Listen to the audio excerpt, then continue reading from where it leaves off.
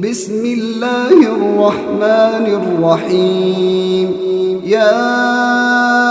أيها المزمل قم الليل إلا قليلا نصفه أو ينقص منه قليلا أو زد عليه ورتل القرآن ترتيلا إنا سنلقي عليك قولا ثقيلا إن ناشئة الليل هي أشد وطئا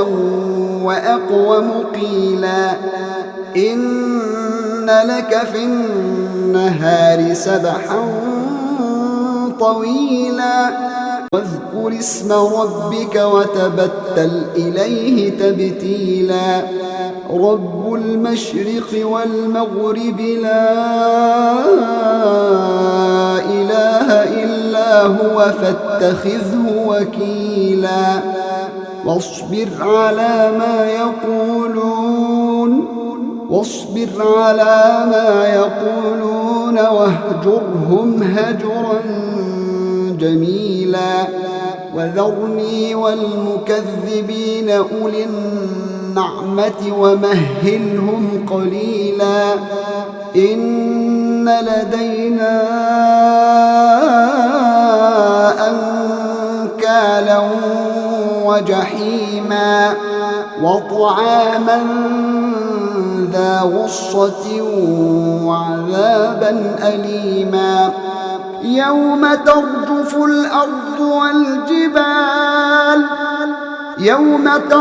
الأرض والجبال وكانت الجبال كثيبا مهيلا إنا أرسلنا إليكم رسولا شاهدا عليكم كما أرسلنا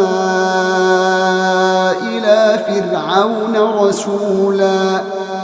فعصى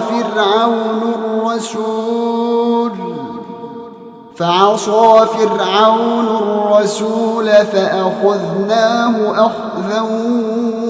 وبيلا فكيف تتقون إن كفرتم يوما يجعل الولدان شيبا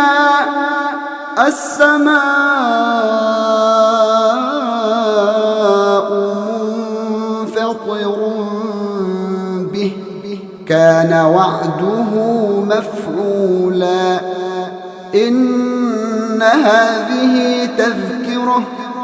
فمن شاء